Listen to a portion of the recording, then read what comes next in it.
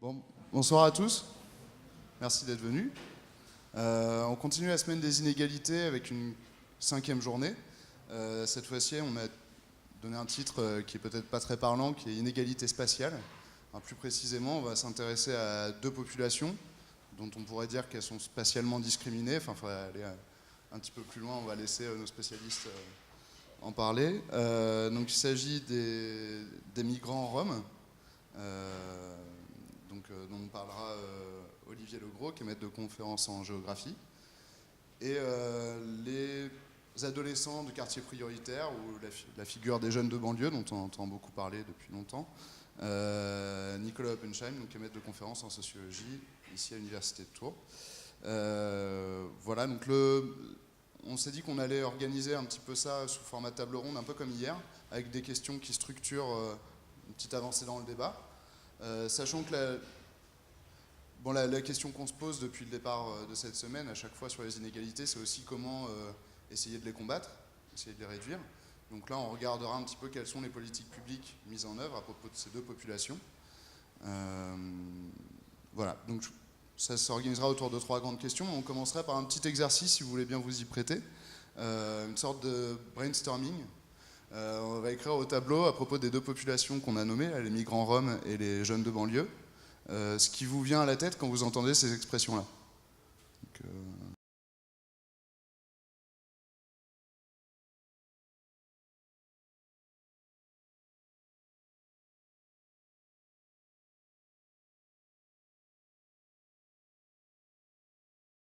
Bonjour à tous, donc Olivier Legros, comme tu l'as dit tout à l'heure, donc je suis géographe, maître de conférence à l'Université de Tours, donc plutôt au de Lyon. Voilà, alors je ne vais pas faire état de mes travaux, mais plutôt rappeler ce qui est aussi important, d'où je parle. Je ne parle pas que d'un point de vue scientifique, je ne suis pas que chercheur, voilà. Voilà, j'ai aussi une expérience de vie et ça compte en l'occurrence. Alors donc, mon point de vue, c'est celui d'une personne qui a, sur le plan scientifique, d'abord travaillé sur l'articulation des politiques de lutte contre la pauvreté avec les dynamiques sociales dans les quartiers irréguliers, les banlieues défavorisées, si vous voulez, de Dakar et de Tunis. Donc moi, j'ai un point de vue du sud africaniste, du nord du Sahara, ça c'est le point de départ. Et puis un jour, et c'est pour ça que l'expérience de vie est importante, aussi dans nos itinéraires intellectuels et autres, un jour, donc, j'étais vers les Deux Lions, c'est là où je travaille, donc, et puis je promenais autour dans le quartier, puis j'ai vu, on était au mois de décembre, effectivement des gens qui vivaient sous des tentes qui étaient aplaties par l'eau, pas des grandes tentes comme j'ai pu en voir dans le Sahara, rien à voir, des tentes igloo, je ne sais, voilà, qui étaient aplaties, et puis voilà, c'était donc un spectacle assez difficile, beaucoup de gens, une vision assez difficile. Beaucoup de gens, des enfants, des femmes, des personnes âgées, voilà, qui me semblaient dans une situation extrêmement compliquée, presque plus compliquée de ce que j'avais pu voir à Dakar et à Tunis. Et puis donc, sur cette base-là, j'ai réuni des gens, des collègues, des amis, etc. Et je suis entré en politique pour mener des actions avec ces personnes qui se sont avérées par la suite être d'origine d'ex-Yougoslavie, donc des gens des confins du Monténégro, du Kosovo et puis de je ne sais plus où, et puis de la Serbie, et qui se sont présentés à moi comme étant roms, Et voilà, c'était le début de pas mal d'actions qui se sont poursuivies pendant 5, 6, 7 ans. Je passe le détail. Et puis, par la suite, ou dans cette continuité, au même moment, l'Union européenne a commencé à mettre en place une politique d'inclusion des Roms. Ok, on est en 2008. Au même moment, les pouvoirs publics, en France, mais aussi en Italie, ont intensifié les politiques d'évacuation de ce qu'on appelait les campements illicites, qui visaient non pas des Yougoslaves, mais plutôt des Roumains qui étaient désignés comme des Roms. Et ça m'a paru important, avec d'autres collègues, d'essayer de construire une parole scientifique dans ce contexte de politique publique, de porter une parole scientifique qui déconstruisait un petit peu, comme tu le disais, les catégories, mais qui déconstruisait aussi et qui analysait les politiques publiques dans leurs effets discriminants, etc., etc., au moment justement où on s'apprêtait à construire des politiques de plus en plus ethniques, un fondement ethnique, et puis des politiques qui visaient directement les habitants de ce que nous on appelait les bidonvilles. Voilà. Donc j'ai fait quelques recherches plutôt en région parisienne, et aujourd'hui sur ces questions-là, et aujourd'hui, je pilote un programme ANR sur justement les effets des politiques, en gros ce que les politiques font aux gens, si vous préférez, les effets sociaux donc des politiques de lutte contre la pauvreté. Donc en prenant l'exemple des migrants roms en Italie, et puis en France, et puis en Espagne. Voilà le point de vue. Après, mais peut-être que j'y reviendrai si tu veux te présenter maintenant. D'accord. Bon, alors, après, on peut venir. Je peux, en quelques mots, je sais qu'on a un temps assez court, dire. Alors, c'est qui les migrants roms ? D'abord, il ne faut pas confondre. Il y a les gens, il y a les vrais gens, ceux que vous rencontrez, et puis il y a justement toutes ces catégories qui peuvent être, voilà, toutes ces catégories qui servent à désigner donc une population. Voilà. Et alors, qu'est-ce que je peux dire sur les gens que j'ai rencontrés ? Oui, ils étaient roms, mais d'abord, comme tout un chacun, ils se présentaient d'abord comme des individus, etc. J'ai d'abord eu affaire à des personnes, voilà, qui se sont présentés comme roms, mais qui n'étaient pas au départ forcément désignés comme roms. Ça, c'est important. Maintenant, moi, ce qui me semble important de rappeler, c'est qu'effectivement, les migrants roms, ce sont d'abord des personnes qui viennent d'Europe centrale ou des Balkans. Effectivement, ce sont des personnes qui sont étrangères sur le territoire français, qui n'ont donc pas le droit aux aires de séjour, ou plutôt aux aires d'accueil, qui sont plutôt, et même exclusivement, à destination de citoyens français, c'est les gens du voyage, donc pas d'amalgame, je l'ai entendu tout à l'heure, et puis des gens qui vont poser problème. C'est ça qui me semble intéressant, qui vont poser problème, parce que justement, vivant dans des bidonvilles, parce que ayant recours à l'économie informelle, et notamment à la mendicité, pour survivre, mais aussi pour accumuler de l'argent et financer des affaires au pays. Ça me semble aussi intéressant. Et on va finir par assimiler les Roms dans le discours médiatique, tu en parlais tout à l'heure, ou aussi dans le discours des plus hautes sphères de l'État. Je pense à Valls, je pense à Sarkozy. Le terme Rome va finir par fonctionner comme une métaphore. Et c'est ça que je voudrais qu'on retienne, comme une métaphore pour désigner justement ces gens d'origine d'Europe centrale et des Balkans qui vivent dans des bidonvilles, si vous voulez, et ont des pratiques qui sont assimilées à des problèmes sociaux. Voilà, ont des pratiques qui sont étiquetées comme déviantes. Voilà. Rome, ce qui est intéressant dans le terme de Rome, c'est pas Rome, c'est ce qu'il y a derrière et qui n'est pas dit. Voilà. Ah, tu me parles des Roms ? Ah oui, tu parles des mecs qui sont dans les bidonvilles, etc. Ah, c'est ça les Roms ? Ah bah ok, je comprends mieux. Et c'est tout l'intérêt de l'amalgame. On dit, mais non, mais Sarkozy, il s'est gouré. Non, il s'est pas gouré, Sarkozy, quand il fait l'amalgame entre les gens du voyage et les Roms, et les migrants roms. Pourquoi il s'est pas gouré ? Parce que c'est au contraire, c'est très astucieux. Il se sert d'un fait divers qui implique un voyageur ou des gens du voyage, et pour justement justifier une politique d'évacuation des campements illicites qui vise les migrants roms, entre guillemets. Vous comprenez ce que je veux dire ? Donc l'amalgame, c'est aussi ce qui va permettre de donner du sens. Les Roms, mais au fait, c'est qui les Roms ? Ah, tu veux dire les gens qui sont comme les Manouches, les Romano, etc., et qu'on voit et qu'on connaît bien ? Ah ouais, maintenant je comprends mieux. Ah oui, effectivement, c'est des gens qui posent problème, ça. Vous voyez ce que je veux dire ? Voilà, donc l'amalgame fonctionne. Et c'est ça qui est intéressant. Je dirais juste un petit mot. Eh bien, là aussi, la catégorisation, cette vision qui, finalement, met davantage l'accent sur le groupe que sur les individus, on le retrouve dans Peuple libre, aussi dans toutes ces visions très idéales, d'une certaine manière, aussi des Roms, mais j'en parlerai pas tout de suite. En tout cas, il faut bien distinguer les vrais gens, entre guillemets, des catégorisations qui peuvent être le fait des intellectuels, des institutions, des médias, etc., etc.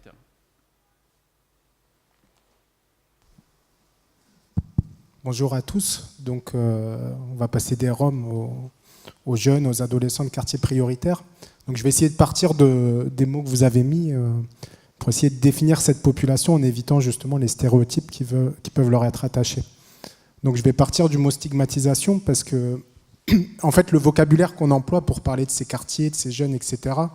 n'est jamais neutre. Et donc on essaye de travailler scientifiquement. On sait aussi que la manière dont on va dénommer ces quartiers, par exemple en parlant de quartiers pauvres, de quartiers prioritaires, de zones de non-droit, de cités, de quartiers, etc., dit aussi quelque chose des représentations aussi qu'on peut avoir de ces quartiers. C'est-à-dire que le vocabulaire qu'on va employer n'est pas neutre. Et donc je vais vous montrer à partir de ce que vous avez dit qu'il y a trois grandes manières, trois grandes approches pour définir ces quartiers. Donc il y a une personne qui a parlé de REP, donc on aurait pu parler aussi politique de la ville, etc. Donc sur une approche plutôt politique, c'est-à-dire définir ces territoires par les politiques dont elles sont l'objet. Par exemple, on va parler quartier politique de la ville, école REP, etc. Soit à partir des caractéristiques de la population qui y réside. Donc il y en a qui ont parlé de défavorisés, on verra qu'on peut parler de quartier populaire, quartier pauvre, etc. Soit à partir plutôt de l'espace, c'est-à-dire des caractéristiques architecturales et spatiales de ces quartiers, donc grands ensembles. Donc cette difficulté à dénommer ces quartiers, elle est d'autant plus difficile que le chercheur, le scientifique, il est un peu en concurrence avec le politique et les journalistes pour représenter aussi ces quartiers. Et donc j'aurais pas le temps de développer, mais je vous renvoie au livre très intéressant donc, de Jérôme Berthaud, donc, qui a écrit un livre qui s'appelle La banlieue du 20h. Donc il y a un livre de sociologie qui fait 400 pages, etc. Mais il y a une bande dessinée qui a été tirée de son ouvrage, qui est peut-être plus accessible aussi dans un premier temps. Donc lui, il a fait une ethnographie dans une rédaction d'une grande chaîne de télé nationale, donc c'est France 2. Et donc il est parti du paradoxe, comment ça se fait que ces grandes chaînes de télé, elles alimentent les stéréotypes aussi sur ces quartiers, alors que toutes les enquêtes professionnelles sur cette profession de journaliste montrent qu'ils ont plutôt tendance à être de gauche. Donc comment expliquer qu'on ait ces représentations et donc il montre bien, après voilà, je ne vais pas vous spoiler le livre, donc vous irez lire la BD ou le livre, mais il montre bien que voilà, l'effet de la hiérarchie aussi interne à une rédaction, les contraintes aussi dans lesquelles se retrouvent les journalistes, souvent précaires, et les routines professionnelles sur lesquelles elles s'appuient, justement pour pouvoir produire du reportage et pour pouvoir aussi répondre aux demandes des rédacteurs en chef. Donc il analyse notamment le rôle de ce qu'on appelle les fixeurs, c'est-à-dire des habitants qui font le lien entre les journalistes et les habitants du quartier, et comment les fixeurs ils vont aussi sélectionner certaines populations qui vont correspondre aussi aux stéréotypes qu'on peut avoir de ces quartiers. Donc voilà, ça c'était un aparté, mais c'était pour dire, voilà, quand on travaille sur ces quartiers, on fait face aussi à des représentations qui sont forgées dans d'autres sphères, la sphère politique, la sphère journalistique, etc.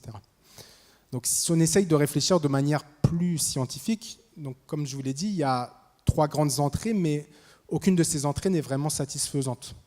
Donc pour sortir un peu du flou, je sens on va parler d'adolescents de cité, adolescents de quartier, etc., mais ça ne veut pas dire grand-chose. Donc première entrée, l'entrée spatiale, à mon sens, c'est vraiment celle qui est la moins pertinente parce que voilà, les grands ensembles, vous pouvez avoir des quartiers de grands ensembles dans des quartiers chics.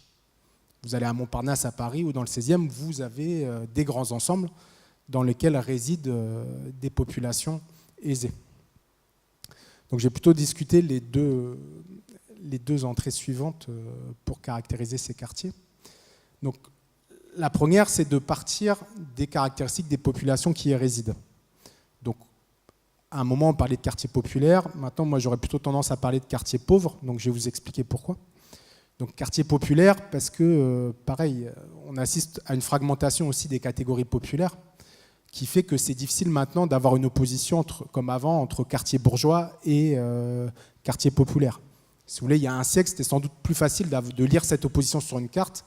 Intuitivement, c'était plus facile sans doute de dire, voilà, tel quartier il est plutôt bourgeois, tel quartier il est plutôt populaire. Or, maintenant, avec l'éclatement de ces catégories populaires, c'est difficile aussi de parler de catégories populaires.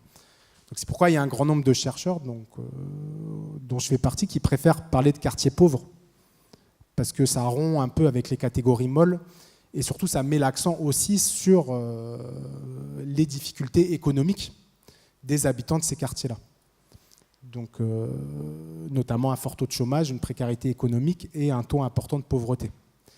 Mais comme je vous disais en introduction, la difficulté, c'est voilà, éviter la stigmatisation et surtout voilà, comment restituer l'ambivalence qui caractérise ces quartiers.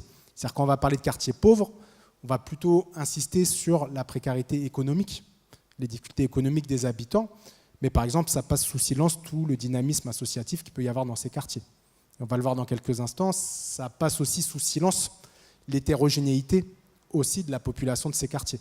C'est-à-dire que les taux de pauvreté, ils sont plus importants qu'ailleurs, mais toute la population de ces quartiers ne vit pas en dessous du seuil de pauvreté.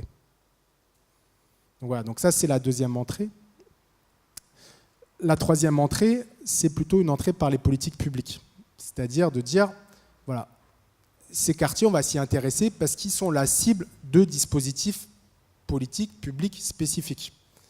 Donc j'y reviendrai dans la deuxième question d'Alexandre, mais cette entrée par les politiques, elle est liée aussi à ce qu'on appelle la territorialisation de l'action publique, c'est-à-dire une action publique qui va cibler des quartiers et qui ne va pas cibler des populations.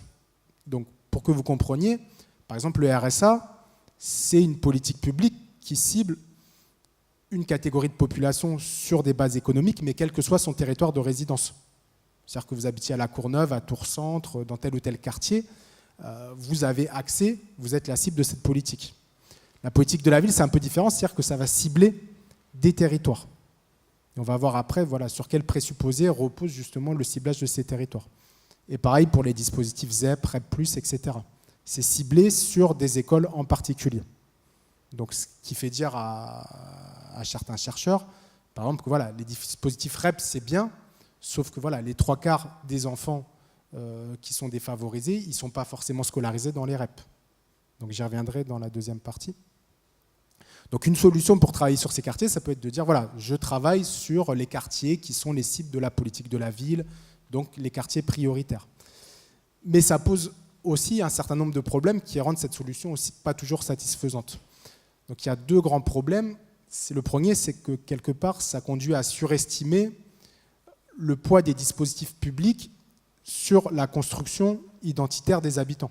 C'est-à-dire, vous prenez les quartiers qui sont les cibles de la politique de la ville, je sais pas, on va prendre le Sanitas à Tours, vous interrogez les gens, je suis sûr que près de la moitié des gens ne savent pas que leur quartier est un quartier prioritaire. Ce n'est pas ce qui va leur venir initialement pour définir leur quartier. Donc ça, c'est le premier défaut. Et le deuxième défaut, c'est-à-dire qu'il ne faut jamais oublier que les dispositifs publics, c'est aussi des constructions sociales. Ce n'est pas quelque chose qui tombe du ciel, qui repose sur des indicateurs objectifs, etc. Donc, par exemple, il y a un certain nombre de quartiers, donc c'est juste un exemple sur un peu cette idée qu'il ne faut pas idéaliser ces dispositifs publics. C'est qu'il y a plein de quartiers qui peuvent avoir les caractéristiques d'une zone urbaine sensible, d'un quartier prioritaire, mais par exemple, dont la mairie va pas forcément faire le dossier pour avoir le label, justement par crainte de la stigmatisation, par crainte que ça puisse faire aussi baisser le marché immobilier local d'avoir un quartier prioritaire dans la commune, etc. Idem pour les écoles. Il y a beaucoup de gens qui se disent, voilà, est-ce qu'il n'y a pas un risque de stigmatisation de tel établissement en demandant le label REP? Et ce qui incite, voilà, pas forcément tous les collèges, etc., à demander cette dénomination. Donc vous voyez, c'est assez difficile de nommer ces quartiers. Donc dans le langage courant, on va parler de ces quartiers, ces cités, etc. Donc ce n'est pas satisfaisant, mais même quand on essaye de creuser, chaque manière de parler de ces quartiers aussi a des avantages et des défauts. Par contre, l'autre point sur lequel vous n'avez pas réagi, c'est le terme jeune. Donc je vais un peu vous provoquer, mais par exemple, vous, est-ce que vous êtes jeune encore ou est-ce que... Voilà, qu'est-ce qu'un jeune? Donc je vais paraphraser Bourdieu, mais voilà, la jeunesse n'est qu'un mot et c'est aussi une construction sociale. C'est-à-dire que voilà, l'âge de décohabitation, si on dit à un jeune, par exemple, on va prendre un critère arbitraire, mais un jeune, c'est celui qui ne vit plus chez ses parents, il n'est plus adolescent, mais c'est un jeune. Donc il ne vit plus chez ses parents. Or, l'âge de décohabitation, c'est-à-dire l'âge à laquelle on va partir de chez ses parents, il est socialement situé, il est historiquement situé, ce n'est pas le même dans tous les pays, etc. Donc, moi, je travaille sur les adolescents et c'est un peu le même problème. Voilà, qu'est-ce qu'un adolescent? Donc, encore plus ironique, est-ce que dans la salle, il y a encore des adolescents parmi vous? A priori, vous allez me dire non, mais voilà, c'est difficile à caractériser cette population. Donc, moi, pour me simplifier la vie, on va dire, dans mes recherches, j'ai considéré comme adolescents les jeunes qui étaient soit scolarisés en lycée professionnel, soit en apprentissage, qui n'avaient pas le permis de conduire. donc j'y reviendrai, c'est parce que je travaille sur la mobilité et on peut considérer le permis de conduire comme un rite de sortie de l'adolescence, et qui vivent encore chez leurs parents.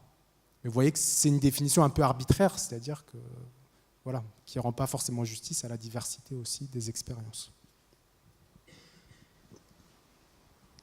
Je crois qu'on a bien vu qu'il y avait des mises au point à faire sur les catégorisations et que voilà. Enfin, est-ce que vous avez des questions à poser à nos deux intervenants sur l'une ou l'autre des catégories, sur ce qu'ils viennent d'expliquer?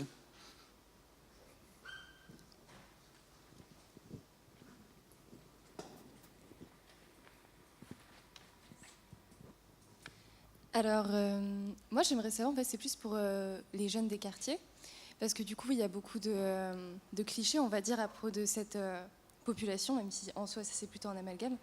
Mais enfin, dans les quartiers, il y a aussi une certaine richesse au niveau de la mixité sociale, culturelle et même linguistique. Est-ce que du coup vous pourriez nous en parler un petit peu?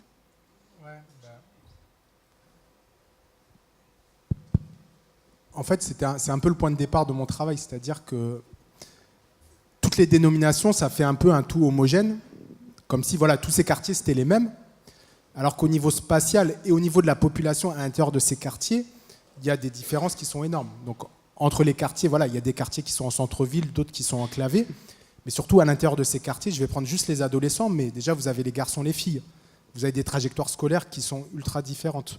Enfin voilà, vous avez tout un tas de différenciations qui sont très importantes à l'intérieur de cette population. Et moi, ce qui m'intéresse, c'est de voir en quoi cette diversité un peu qui est à l'intérieur de ces quartiers, elle se traduit aussi par des rapports à la ville qui sont très différents chez ces adolescents. Et donc pour revenir sur votre question plus spécifiquement, bah oui, c'est toute la difficulté de nommer sans stigmatiser. Et la manière de nommer, quelque part, donc, quand je parlais de quartier pauvre, quand on parle de quartier pauvre, justement, on ne voit pas toute la richesse culturelle, le dynamisme associatif, tout ce qu'il peut y avoir de positif aussi dans ces quartiers. Et donc c'est aussi une difficulté qu'ont les chercheurs, c'est-à-dire d'écrire une réalité, mais de manière suffisamment complexe justement pour éviter les clichés et pour restituer à la fois les difficultés qu'il peut y avoir dans certains quartiers, mais sans se passer sous silence aussi les dynamiques positives qu'il peut y avoir. Je ne sais pas si j'ai répondu à votre question.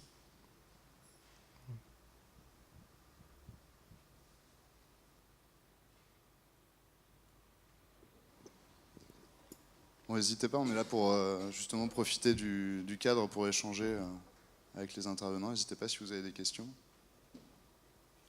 Peut-être à propos des migrants roms.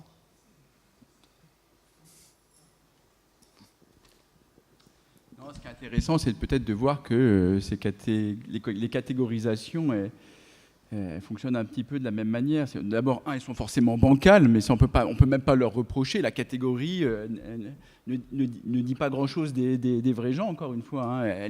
Mais en même temps, elle les attrape, elle les marque d'une certaine manière.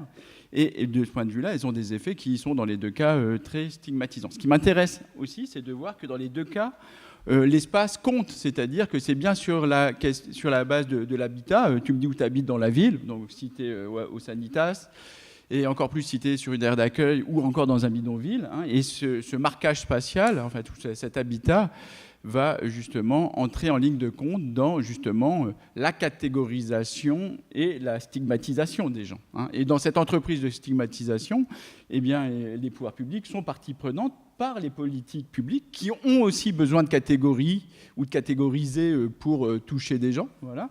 Hein. Mais dans les deux cas, j'ai envie de dire que l'un des points communs, hormis le fait que chez les migrants roms aussi, il y a toute une grande diversité, richesse, enfin tout ce que de population, etc., ce qui est bien logique et absolument pas surprenant. Hein, ouais.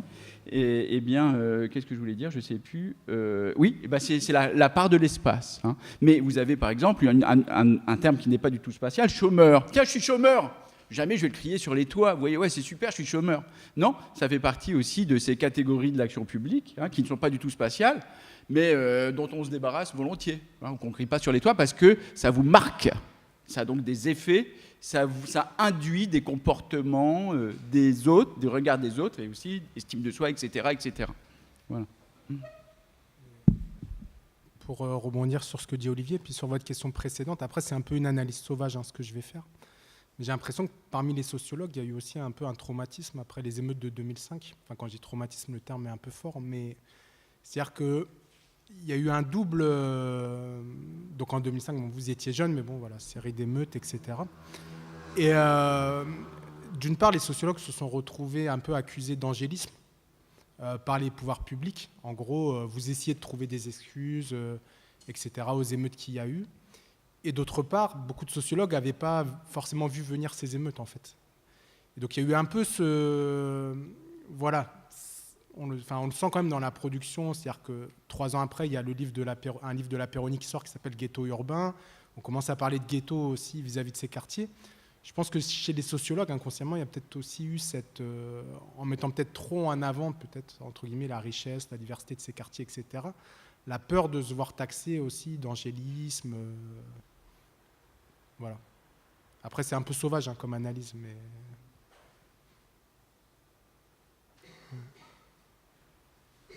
Après, on peut dire aussi que les catégorisations scientifiques ne sont pas neutres du tout. Et là, je reviens un petit peu à ce que vous disiez, Madame, tout à l'heure, sur le peuple libre, qui s'inscrit aussi, cette idée a toute une histoire qui remonte d'abord aux années 60, avec l'affirmation d'un peuple rome, voilà, donc qui a des droits. Voilà, on est dans une logique de revendication du droit des minorités. Donc on va affirmer l'existence d'un peuple rome. Il y a une élite intellectuelle rome avec quelques gadgets savants qui vont effectivement aller dans ce sens-là, parce qu'ils pensent que c'est le meilleur moyen de lutter pour la libération, l'émancipation des tziganes. Okay, et puis qui va se rattacher, qui va rattacher cette idée à toute une pensée scientifique qui remonte au XIXe siècle et qui va montrer que les Roms viennent d'Inde.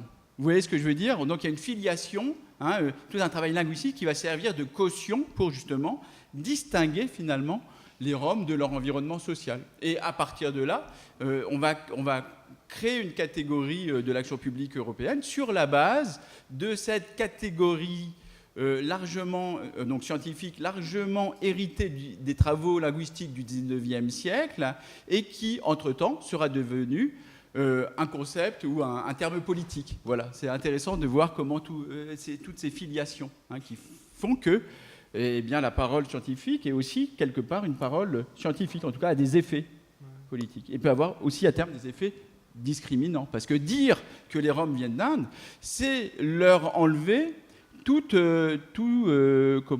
origine européenne, tout ancrage européen. Vous voyez, c'est ce qui s'est passé, notamment avec les Juifs, dans l'entre-deux-guerres. On a déterritorialisé, dénationalisé les Juifs. Donc il y a aussi des gens qui se sont levés en disant « Mais attendez, qu'est-ce que vous faites avec les Roms, là? Vous êtes en train de les dénationaliser, vous savez où ça peut conduire. » De la même façon, dire, encore une fois, je m'appuie et je vous remercie sur ce que vous dites, ce n'est pas une critique, dire que c'est un peuple libre, c'est aussi les distinguer des peuples voisins, si vous voulez, admettons qu'ils fassent partie d'un autre peuple, voilà, donc c'est les distinguer, c'est des peuples voisins, alors qu'ils y sont historiquement liés, ils en font partie d'une certaine manière. Voilà, donc c'est d'une certaine manière les isoler, montrer et quelque part dire qu'il y a des fossés entre les Roms et les autres Européens. C'est toujours l'enfer est pavé de bonnes intentions d'une certaine manière, et c'est intéressant comment justement la science sert aussi de ressource pour le meilleur et pour le pire. Oui, donc moi j'avais une question, un peu à côté du sujet, mais sur le travail de scientifique justement, parce qu'on parle de catégorisation, et vous vous définissez en tant que sociologue, et pourtant vous faites un travail très spatial. Donc est-ce que sociologue pour vous c'est une étiquette, parce que vous faites quand même un travail qui ressemble beaucoup à celui d'un géographe, ou est-ce qu'il y a vraiment une approche qu'on peut dire sociologique dans votre approche du territoire? Et ma deuxième question, c'était justement comment, en tant que scientifique, on peut parler de catégories, parce que souvent, les scientifiques s'excusent de devoir utiliser des catégories parce qu'ils ne devraient pas, mais finalement, est-ce qu'il y a des alternatives? Qu'est-ce qu'ils font? C'est une vraie question. Du coup, je vais essayer de répondre à la première question déjà.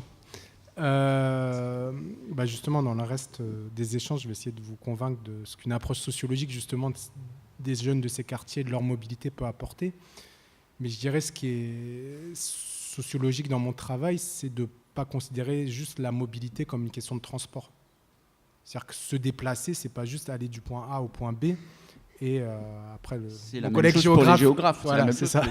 Mon collègue géographe va bondir aussi, mais enfin, va dire que non, mais va dire que que les géographes le font aussi. Mais l'idée, donc, c'est se déplacer, c'est pas juste aller du point A au point B avec un moyen de transport. Donc, on verra, il suffit pas de mettre une ligne de tramway pour que les gens se déplacent.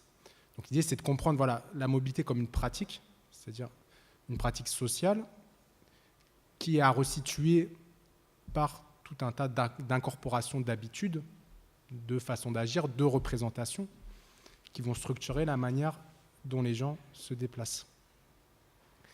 Et plus largement, donc, de voir que les gens aussi sont socialement situés et qui ne vont pas avoir les mêmes pratiques de mobilité aussi en fonction de leur catégorie sociale, de leur classe sociale. Donc un exemple un peu basique, mais voilà. Un adolescent qui grandit dans un milieu CSP+, fils de cadre, etc., qui a l'habitude de voyager avec ses parents, que les parents peuvent véhiculer, aura un rapport à la mobilité qui sera sans doute différent d'un jeune qui vit dans une famille monoparentale, où la mère a des horaires atypiques, ne peut pas forcément accompagner son fils, etc. Donc l'idée, ça serait un peu ça, cette approche plus sociologique, mais sans nier l'influence du territoire. C'est-à-dire un ado qui grandit dans le rural aura aussi des pratiques différentes d'un ado qui grandit en centre-ville. Sauf que pour moi, en tant que sociologue, le territoire, ce qui m'intéresse dans le rural, ce n'est pas juste l'éloignement du centre-ville. C'est-à-dire que le territoire, il est aussi le support de rapports sociaux. Et là, il y a une composition sociale aussi des territoires. C'est pas anodin qu'il y ait telle population qui vive plutôt dans tel territoire, etc. Voilà, je ne sais pas si j'ai répondu à votre question.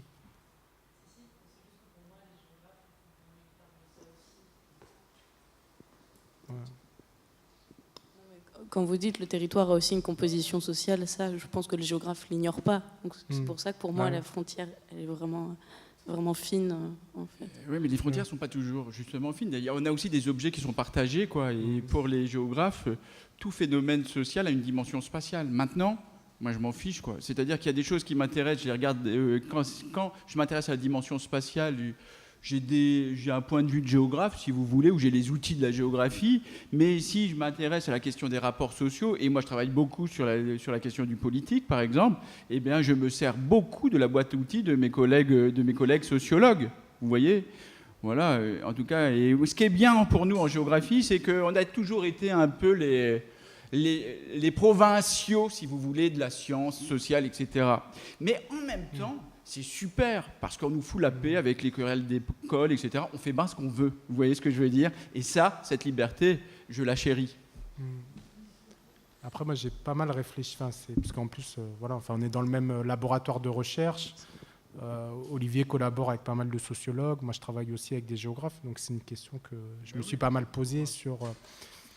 Intuitivement, je dirais qu'il y a quand même deux choses qui séparent. C'est forcément, c'est qu'on n'a pas été formé. Forcément, on entre dans une discipline, on entre aussi par des livres fondateurs, etc. Et je pense que les livres fondateurs ne sont pas exactement les mêmes. Pour un sociologue, pour un géographe.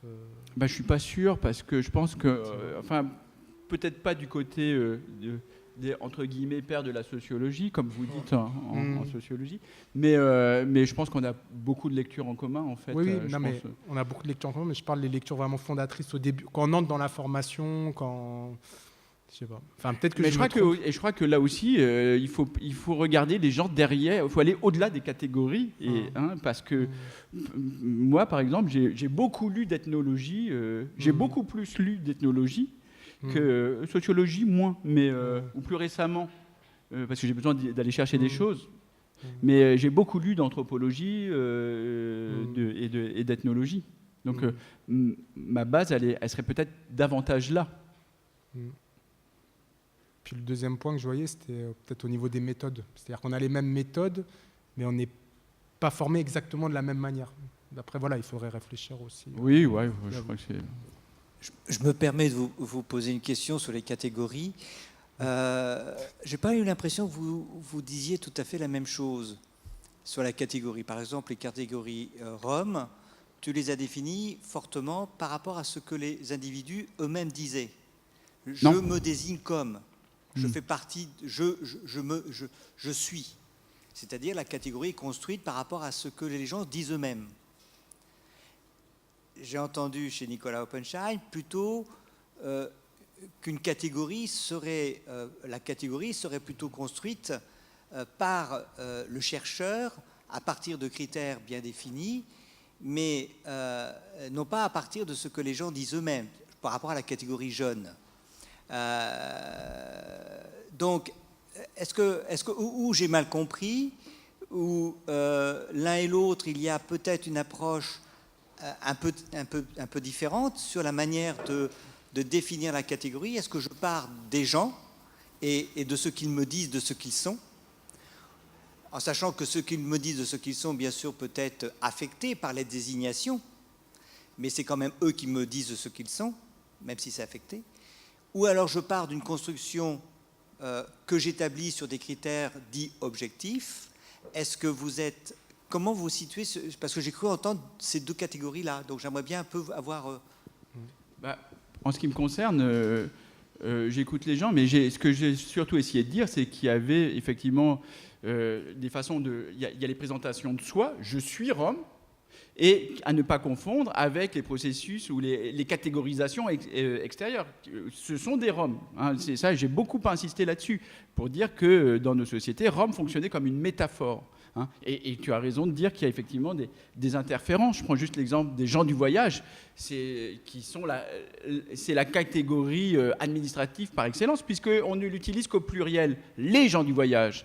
Mais quand on va voir les gens, moi ça m'est arrivé de dire, ça m'est arrivé de voir des gens donc du voyage qui se présentaient à moi en disant mais moi je suis un gens du voyage, je suis un gens du voyage. Vous voyez comment et qui sont travaillés par cette catégorie, au point que, justement, la question du voyage a été construite comme un élément identitaire fort. Donc c'est bien toute cette porosité des catégorisations externes et des processus de présentation de soi, de construction des identités qui sont importantes. Mais par exemple, sur les campements illicites, autre catégorie administrative, hein, puisqu'elle est dans la loi, etc., dans les campements illicites, vous avez des personnes que je connais qui ne sont pas roms, qui ne sont pas du tout roms, qui ne se présentent pas, mais moi je ne suis pas rom, mais qui, parce qu'elles sont là, sont désignées comme roms et vont être sous le coup, hein, ou pris, si vous préférez, ou prises justement dans ces politiques qui visent les roms, c'est-à-dire les gens qui habitent les bidonvilles, etc. etc.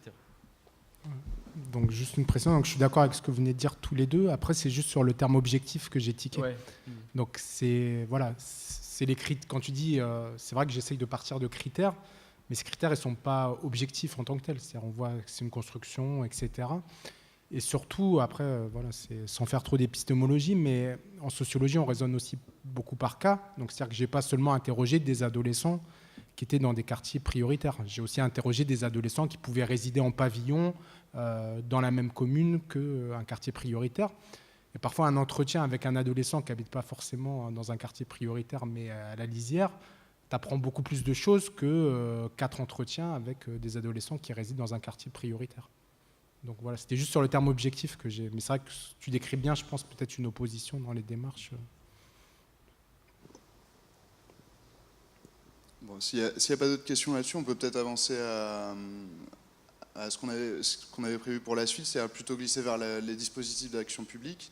Et je vais peut-être me servir de ce que tu viens de dire, Nicolas, pour rebondir sur il n'y a pas de critères en tant que tels pour définir une population. Enfin, la catégorie n'est pas donnée d'avance. Et elles sont définies, en tout cas pour ce qui nous intéresse là, pour les dispositifs d'action publique, parce qu'on a défini un problème qui était posé. Tout à l'heure, Olivier a dit que les Roms sont une population identifiée comme posant problème. Pour les jeunes de banlieue, on pourrait presque dire la même chose, ou en tout cas, il y a un problème avec cette population, même s'ils ne sont pas le problème. Donc, quel est le problème que pose chacune des populations que vous avez étudiées, d'après le pouvoir public, qui les fait agir? Et du coup, quels sont les dispositifs d'action publique qui sont mis en place? En 2 minutes? En 2 minutes? En 5 minutes? Wow. Non, je peux faire court. qu'est-ce que je voulais dire? Oui, alors d'abord, ce qui me semble important, c'est que le problème, il n'existe pas en tant que tel, il n'est pas donné, ça c'est fondamental. Il n'y a pas les Roms, c'est un problème ou j'en sais rien, comme n'importe quel problème. Le problème, il est construit. Là, c'est une position finalement de sociologue, pas tous les sociologues peut-être, mais enfin bon voilà, c'est la question de la construction des problèmes publics, et qui est fondamentale pour comprendre les politiques publiques. Et ça, moi, c'est ce que je reprocherais parfois à des sociologues, j'en sais rien, mais à des géographes, c'est sûr, c'est de réifier des problèmes comme s'ils étaient donnés, comme s'ils existaient, alors que ce sont des constructions sociales. Donc pour comprendre les dispositifs, il faut comprendre la construction des problèmes publics que ces politiques sont censées résoudre, vous voyez, et qui ne sont pas des problèmes naturels. Voilà. Donc en ce qui concerne les migrants roms, j'ai envie de dire qu'au départ, il y a un état de fait. C'est ce que j'ai dit tout à l'heure. Des gens qui débarquent, ils n'ont pas beaucoup d'argent, ils n'ont pas le droit non plus de travailler. Je fais très vite, à cause des mesures transitoires, traité d'adhésion de la Roumanie qui prévoit des clauses spéciales. En gros, ils doivent avoir un permis de travail. Et à partir de là, donc, ils trouvent leur solution. Leur solution, je le fais très vite, c'est l'économie informelle, beaucoup de ferraille. Mais ça, c'est déjà bien parce qu'il faut avoir une voiture, une poussette. C'est pas si simple, la ferraille. Au départ, toujours la mendicité, ou pas toujours, mais enfin bon, c'est souvent une solution quand je débarque. Et puis ensuite, des chantiers aussi au noir, si par exemple on est en banlieue parisienne. Donc un ensemble d'activités informelles, mais qui, surtout quand il s'agit d'activités de rue, vont être considérées, de même que le bidonville, comme déviantes, comme des pratiques déviantes. C'est pas normal, des pratiques anormales, vous voyez, donc qui choquent et qui vont amener les gens à réagir. Et je l'ai dit tout à l'heure, moi j'ai vu des gens avec des tentes aplaties. J'ai réagi, ça m'a choqué, j'ai été troublé. Et ces troubles, ils vont dans des sens divers et variés. C'est ça qui me semble intéressant. Et là, on commence à être dans la construction sociale. Bon, il y a l'état de fait et qui va susciter des troubles. Et donc, ça va être dans le sens de l'empathie. Les pauvres gens, voir le misérabilisme, il faut faire quelque chose, ils sont en détresse. Ou alors du rejet. Il faut les dégager.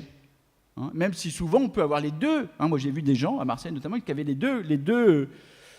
ces deux réactions. En gros, oui, il faut les dégager, j'en veux pas devant chez moi parce que c'est en bas de mon immeuble, il y a 200 personnes qui font leurs besoins. On est au printemps, qu'est-ce que ça va être cet été? C'est vraiment compliqué quand vous avez 200 personnes en bas de chez vous. C'est pas simple à régler. Là aussi, il y a de l'espace en plus. Il y a voilà, donc c'est très simple.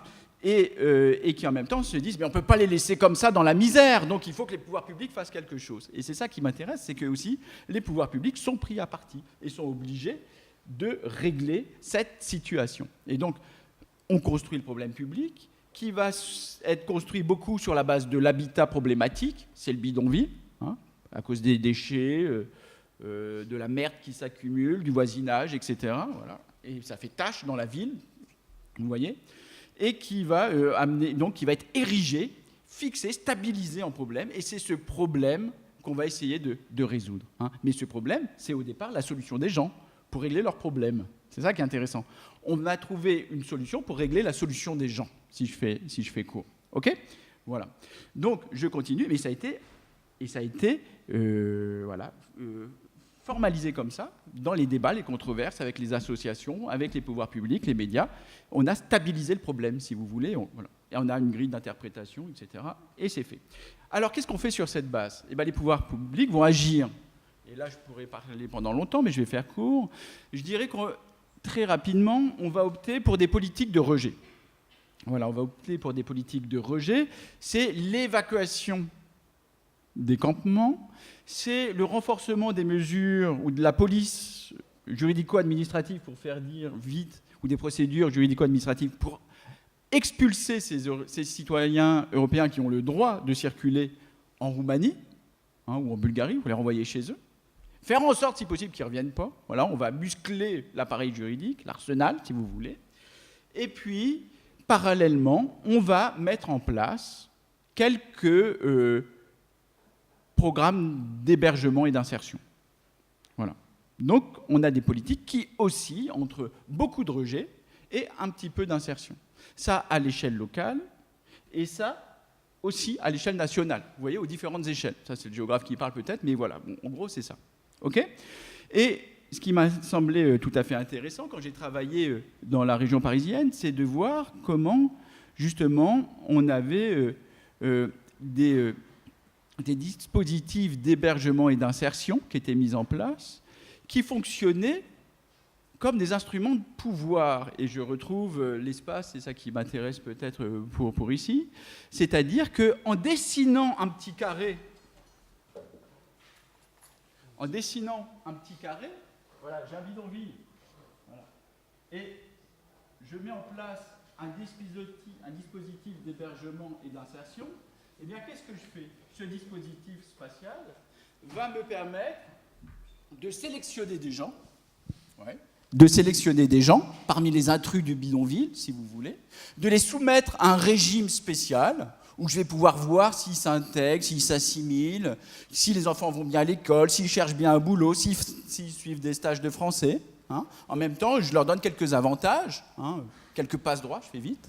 Et puis en même temps, eh bien, tous ceux qui n'ont pas été élus ou retenus pour faire partie du dispositif, eh bien, ils sont rejetés dans les marges de la ville et, si possible, renvoyés dans les pays d'origine. Bref, vous avez là un dispositif spatial qui fonctionne comme un dispositif d'hospitalité, comme un instrument d'hospitalité, comme un régime d'hospitalité.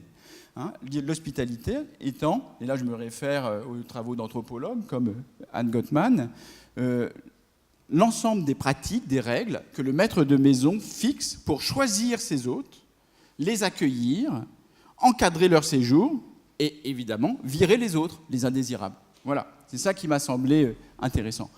Aujourd'hui, la situation c'est un peu compliquée, je passe le détail, mais ce qui me semble intéressant, c'est que toutes les politiques auxquelles les migrants roms sont quelque part confrontés, eh bien, fonctionnent comme un dispositif de filtrage qui, évidemment, a des effets sur la population. Mais je m'arrête là, et Nicolas, à toi.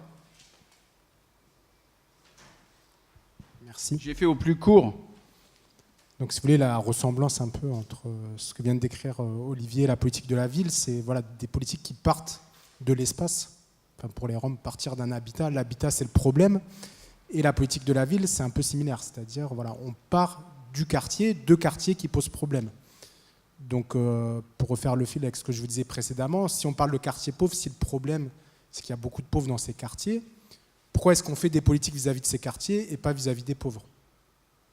Donc, je ne sais pas, qu'est-ce que vous répondriez à ça?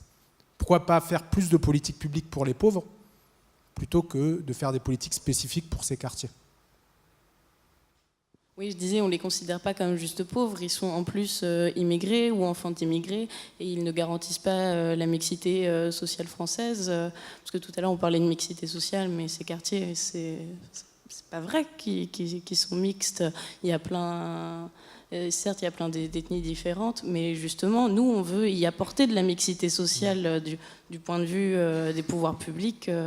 La mixité, elle est encore à apporter là-bas, et du coup, ça se cible sur vraiment les quartiers et pas sur leur pauvreté. À la limite, leur pauvreté, ils s'en fichent un petit peu, les pouvoirs publics. C'est l'image qui est renvoyée. Pourquoi la difficulté, le problème public, enfin, pour rebondir un peu aussi sur ce qu'a dit Olivier sur la construction aussi des problèmes publics, pourquoi est-ce que le problème public, ça serait l'absence de mixité et pas la pauvreté des gens? Parce qu'on a peur du communautarisme et de la ghettoisation des quartiers. Oui, donc vous mettez le point. Après, je me permets juste de préciser, c'est-à-dire que la plupart des immigrés ne vivent pas dans des quartiers prioritaires. Oui. Après, ce qui peut poser problème au pouvoir public, c'est justement cette concentration dans certains quartiers. Et donc là, vous mettez le doigt justement, enfin, dans tout ce que vous venez de dire sur les principales, enfin, il y a deux grandes justifications. Donc, il y a pas mal de chercheurs qui ont étudié, voilà, les débats politiques, etc. Qu'est-ce qui fait qu'on a une politique de la ville qui cible des territoires? Donc, première justification, donc, qui est omniprésente dans le débat politique français, c'est ce que vous dites.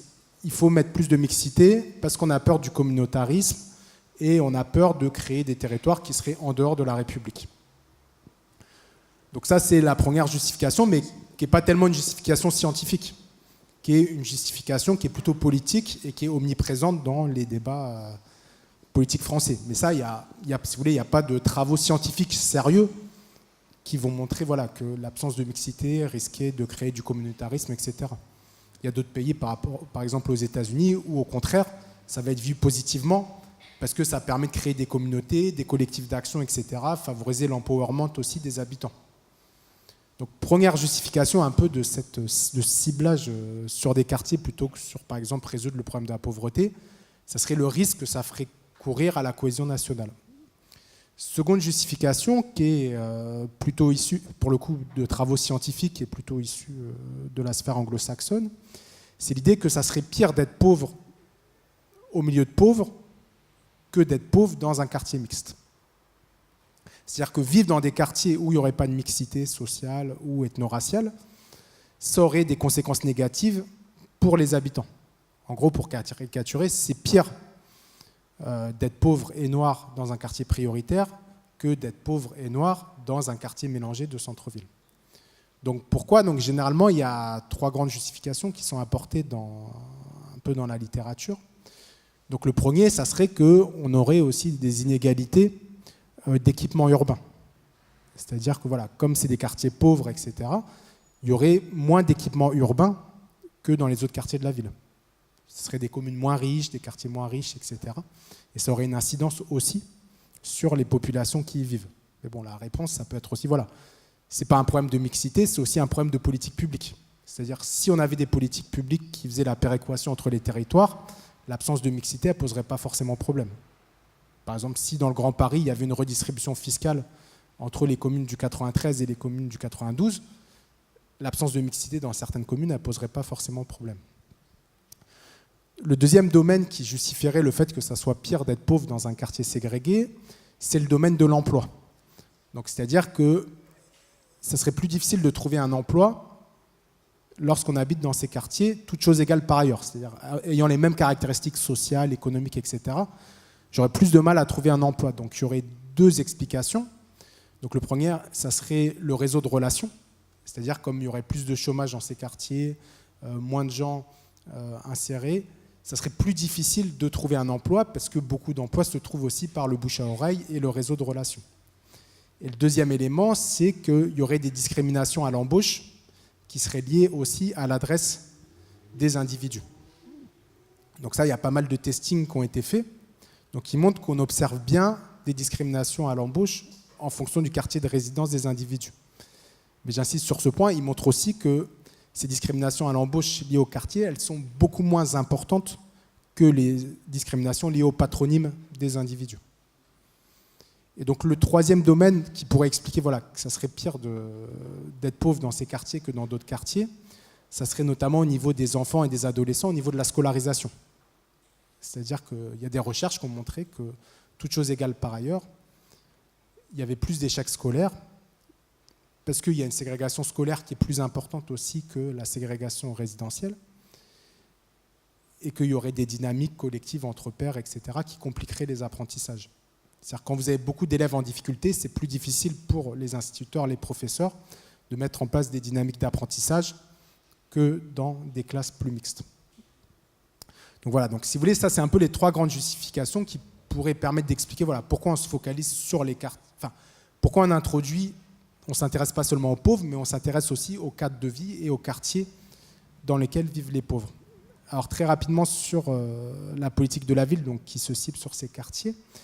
Donc la politique de la ville, ça fait quasiment 50 ans que ça existe, c'est pas monolithique, donc je vais plutôt me concentrer sur les 15 dernières années.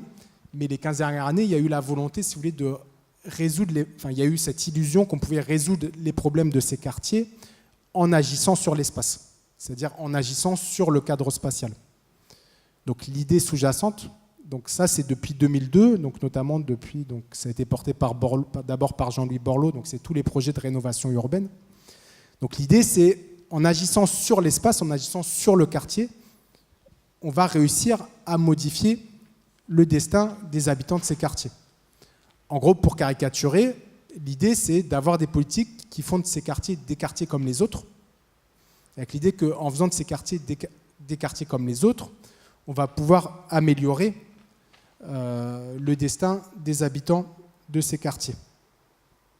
Et donc l'idée sous-jacente, c'est on va faire de la rénovation urbaine, donc on va démolir, reconstruire. En démolissant, reconstruisant, on va pouvoir introduire de la mixité. Et en introduisant de la mixité, on va résoudre les problèmes des habitants de ces quartiers. Donc je m'explique donc très rapidement, et ça va être un peu caricatural. Mais l'idée sous-jacente, c'est de dire on va démolir, on va banaliser un peu au niveau architectural les habitations dans ces quartiers. Donc par exemple, on ne va plus seulement avoir des grandes tours, on va avoir des petites résidences, on va avoir des petits immeubles de 2, 3, 4 étages. Et on va diversifier aussi le statut des habitants de ces quartiers. C'est-à-dire qu'on n'aura plus seulement des locataires du parc d'habitat social, mais aussi des accédants à la propriété, des locataires de bailleurs privés, etc. Donc l'idée, c'est vraiment de dire, voilà, la rénovation va permettre de changer à la fois l'image du quartier et à la fois son peuplement. Et derrière, l'idée, c'est qu'en faisant ça, on va aussi réussir à attirer d'autres populations moins captives du parc d'habitat social, et ça va modifier aussi l'image du quartier et le destin social des habitants de ce quartier. Donc voilà, sans surprise, ça n'a pas tellement marché. Enfin, c'est-à-dire que voilà, cette idée qu'on peut modifier le destin des gens en jouant sur l'espace, ça n'a pas tellement été couronné de succès. Donc rapidement, l'évaluation qui a été faite de ces programmes, la plupart des élus, des habitants, les acteurs locaux s'accordent sur le fait que ces projets de rénovation, ils ont pu contribuer aussi à améliorer quand même le cadre de vie dans certains quartiers. Mais le problème, si vous voulez, c'est que ça n'a pas du tout résolu le problème de ces quartiers. En gros, le taux de chômage, il est plus important maintenant, en 2017, qu'en 2002 dans ces quartiers.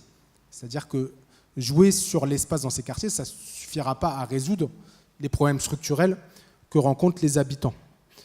Et surtout, il y a eu pas mal d'effets pervers, donc il y a pas mal de travaux sociologiques qui ont montré que la rénovation, en fait, elle a surtout profité aussi aux ménages les moins fragiles de ces quartiers-là.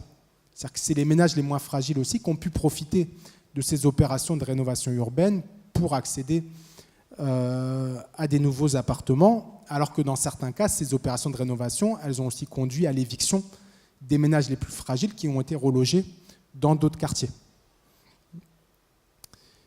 Et dernier point, tous les sociologues montrent en évidence l'absence de participation et de prise en compte aussi des habitants dans les processus de rénovation de ces quartiers.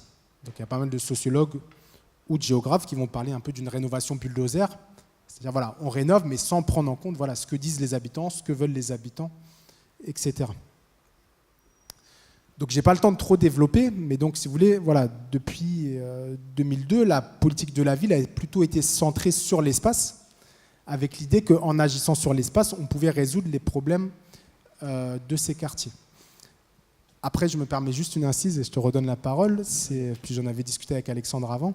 Si vous voulez, les sociologues sont assez critiques de la politique de la ville. Mais la question, c'est qu'est-ce qui va se passer quand il n'y aura plus de politique de la ville ? Parce que si vous voulez, depuis 2012, clairement, la politique de la ville, c'est plus du tout une priorité. C'est-à-dire que sous la présidence de François Hollande, je crois qu'il y a eu 4 personnes qui ont été en charge de ce ministère, qui était d'abord un ministère et qui est devenu un secrétariat d'État. Donc, il y a eu un fort taux de turnover. Il y a eu des rapports qui ont été commandés, donc notamment le rapport de Mohamed Meshmash et de Marie-Hélène Baquet, donc insisté sur la participation des habitants, etc. Il n'y a quasiment aucune préconisation qui a été retenue. Et là, dans le nouveau gouvernement, il n'y a même plus de secrétariat d'État à la politique de la ville. Donc, et il y a les budgets qui ont diminué de manière importante. Donc voilà, la question c'est, voilà, la politique de la ville, elle a des défauts, c'est une approche territorialisée, elle est de plus en plus axée sur la rénovation urbaine, mais elle existait. Et il y avait quand même des transferts d'argent aussi vers les populations de ces quartiers. C'est-à-dire, qu'est-ce qui va se passer maintenant quand la politique de la ville voit ses budgets réduits. Voilà. Désolé pour avoir été un peu long. Non, j'ai juste une question. Dans les justifications, tu ne parles pas des banlieues qui ont pété au début des années 80, à Vaux-en-Velin, à Vénissieux, un peu plus tard, et qui sont souvent présentées comme un des points de départ de la politique de la ville. Cette espèce de situation très conflictuelle, très tendue à l'échelle locale, voilà, et qui amène peut-être la politique de la ville comme réponse. Enfin, je sais pas, moi, c'est des choses que j'avais lues. Oui, mais après, c'était pour pas endormir la salle, hein, et puis pour pas faire... Parce que je le fais en cours. Mais d'après toi, est-ce que L3. c'est vraiment le point de départ ou est-ce qu'effectivement, En fait, il y a toutes entre, ces réflexions sur la justification que tu... Non, c'est-à-dire que elle est pas, ce que je disais, elle n'est pas monolithique, la politique de la ville. Il y a des évolutions. Donc, elle est institutionnalisée en 81. Donc, comme dit Olivier, c'est-à-dire que après l'été chaud des Minguettes, les rodéos, etc., on instaure cette politique de la ville. Mais elle s'appuie sur les réflexions d'un groupe qui s'était constitué à partir de 1977, qui s'appelait Habitat et Vie sociale, et donc qui avait déjà réfléchi à cette question. Donc, un groupe où il y avait à la fois des élus, des jeunes élus, notamment le maire de Grenoble, et des hauts fonctionnaires, et où il y avait cette volonté aussi d'agir à la fois sur le cadre bâti, mais à la fois aussi sur les habitants, de favoriser leur... c'est pour ça qu'on a appelé ça Habitat et Vie sociale. C'était l'idée, voilà, de donner plus de vie dans ces quartiers, s'appuyer sur les associations, les ressources dynamiques de ces quartiers.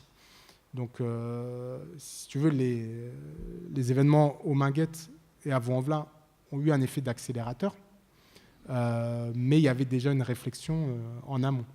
D'accord. Et après, elle n'est pas forcément, encore une fois, elle n'est pas forcément monolithique. Ouais. Il y a eu des périodes où on a plus mis l'accent sur la participation des habitants, on a créé des régies de quartier, etc. Et est-ce que tu penses, un peu comme Sylvie Tissot, que justement la spatialisation de ces actions de lutte contre la pauvreté, hein, je le fais très vite, Ouais. Eh bien, est une forme de dépolitisation des conflits sociaux ou de ces tensions, de ces phénomènes qui pouvaient apparaître dans les années 70 et 80, et aussi finalement des grilles de lecture sociologique qui vont désormais davantage mettre l'accent sur le lien social que sur la lutte des classes. Bah, je dirais, pour répondre à ta question, je ne sais pas si c'est une évolution des grilles de lecture du sociologue ou plus largement de la population. Donc il y a Donzelot, par exemple, qui dit de la question sociale à la question urbaine, avec l'idée que voilà, la lutte entre zones de résidence prendrait la suite de la lutte des classes. Et avec cette idée, voilà, les habitants du quartier sont un peu devenus les nouvelles classes dangereuses, telles qu'on les présentait au XIXe siècle. Mais je ne sais pas si c'est pas, après, c'est pas mon champ de compétences non plus, mais je ne sais pas si c'est pas aussi une difficulté aussi dans la société à se représenter les conflits de classe.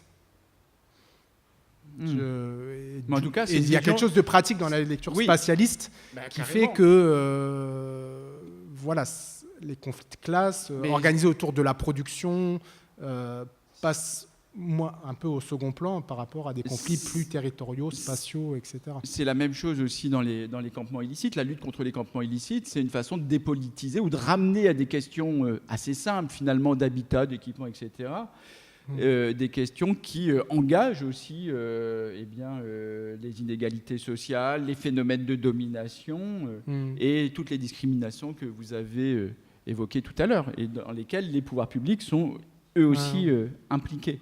Voilà. Et de la même manière, l'ethnicisation, l'ethnicisation des politiques roms est une bonne façon pour l'Union européenne et puis d'autres institutions, comme la Banque mondiale, de dépolitiser et peut-être de ne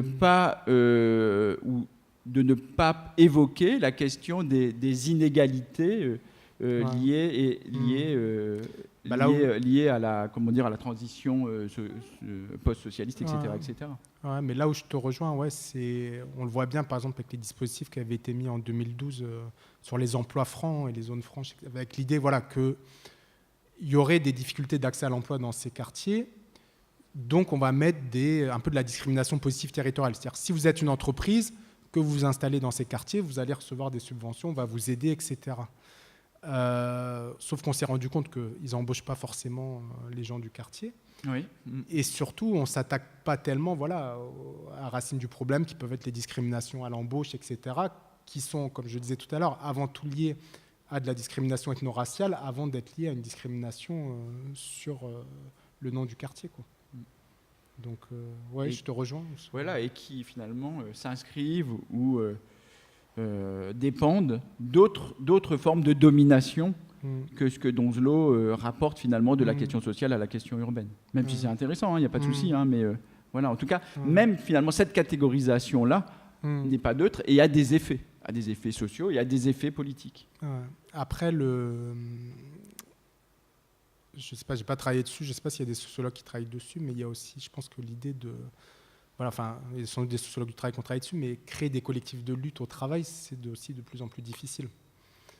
C'est-à-dire qu'il y a aussi une atomisation des conditions de travail qui font que c'est difficile de créer... Et sur une base spatiale, peut-être que c'est ça aussi. Ce que je sais, mais il faudrait que je retrouve, il y a des gens comme Calderon, il y a toute une école sociologique ou un mouvement sociologique qui, justement, travaille à nouveau ces questions de conflit, de mobilisation, de résistance au travail, sur les lieux de travail, etc. Donc c'est à nouveau un sujet pour les sociologues. Bah oui, non, mais ça, je sais bien. Je te passerai la biblio. Oui, je sais bien. Voilà. Désolé, on monopolise la parole. Non, mais on aime bien, on ne parle pas souvent ensemble, en fait. Donc c'est une occasion aussi pour nous. Oui ?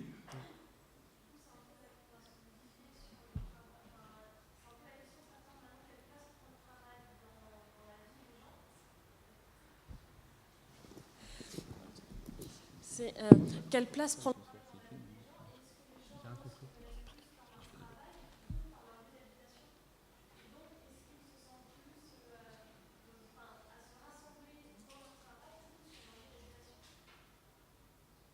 Oui. Ça, c'est une vraie question. Après, de qui on parle ? C'est qui les gens ? C'est ça le problème. Moi, ce que j'ai remarqué, par exemple, chez les personnes que je connaissais roms, oui, le travail, c'était important pour gagner sa vie, faire de l'argent, mais voilà, la vie sociale ne se déroulait pas sur les lieux de travail. Et de toute façon, ce sont des travaux qui sont pénibles, dévalorisés, etc. Donc, heureusement que les gens construisent leur vie sur d'autres bases, d'une certaine manière. Pareil, je pense, pour bien des gens qui ont des boulots très pénibles et précaires. Peut-être que l'énergie la trouve ailleurs, d'une certaine manière, quand ils ne sont pas épuisés.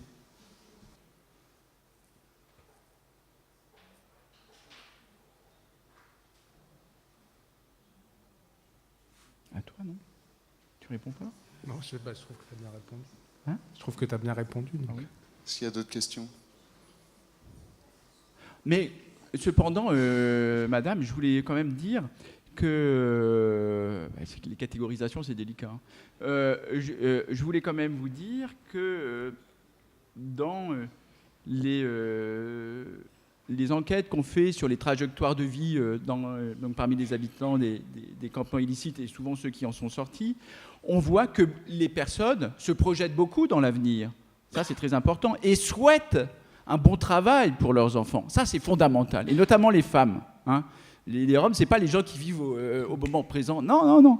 Évidemment, ce sont des gens qui se projettent, ceux qu'on connaît, qui se projettent et qui espèrent un bel avenir pour leurs enfants. Et le bel avenir, ça passe souvent par le travail et par la formation, par l'école. Donc là aussi, il y a des stéréotypes à revoir.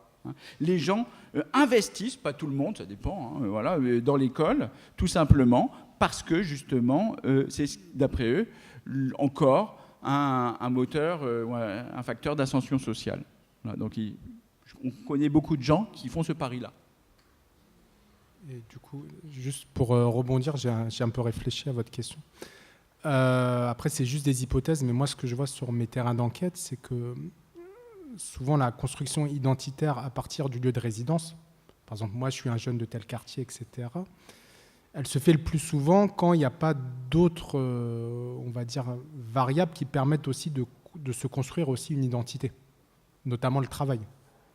C'est-à-dire que le travail, voilà, il y a des gens de ces quartiers qui se définissent par leur travail ou par leur filière scolaire, etc. Et souvent, le rôle du quartier dans la construction identitaire de soi, elle est plus opérante justement quand il n'y a pas ces moyens à disposition aussi pour se construire une image sociale satisfaisante. Donc ouais, je m'éloigne un peu de votre question, mais c'était pour...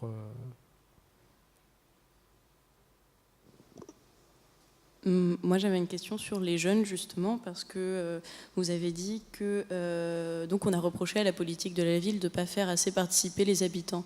Or, on essaye d'instaurer un peu plus de démocratie participative. Justement, quelle va être la place de ces jeunes là-dedans? Et est-ce qu'ils ne vont pas, encore une fois, être un petit peu exclus des décisions qui affectent leur territoire? Donc, qu'est-ce que vous voulez dire quand vous dites qu'on essaye d'instaurer plus de démocratie participative? Avec les conseils citoyens, par exemple. Donc ça, enfin, je crois que c'était il y a 6 mois ou 9 mois, il y a justement Marie-Hélène Baquet qui est venue présenter son rapport là à la fac. Donc il y avait pas mal de représentants aussi des conseils citoyens. Et après, moi, c'est pas mon domaine de prédilection, mais ils avaient tous l'air de dire qu'ils avaient tous un avis assez critique sur le fonctionnement de ces conseils citoyens. C'est-à-dire que c'était un peu une participation. Enfin, il y a des communes où c'est plus, on va dire, voilà, les gens qui sont bien en cours à la commune, à la mairie, etc., qui tiennent un peu le conseil citoyen. Dans les autres communes, quand c'est des gens un peu remuants, c'est pas toujours suivi de, voilà, leurs préconisations sont pas toujours suivies. Il y a eu même un cas emblématique, je crois, à Roubaix, justement, où il y a eu des conflits très forts entre les préconisations du conseil citoyen et ce qu'a fait la commune, et la commune n'a tenu aucunement compte des conseils citoyens. Mais c'est un peu au-delà de cette histoire des conseils citoyens, c'est un peu une tension qui traverse la politique de la ville depuis ses débuts. Donc, c'est-à-dire qu'à la fois, on dit qu'il faut s'appuyer sur les forces vives des quartiers. Donc, souvent, les forces vives, c'est les associations. Et souvent, les associations sont assez critiques du pouvoir des élus. Et il y a une méfiance des élus qui est très forte aussi vis-à-vis de ces associations. C'est-à-dire, il y a un conflit de légitimité. C'est-à-dire que les élus vont dire, moi, j'ai été élu au suffrage universel, donc...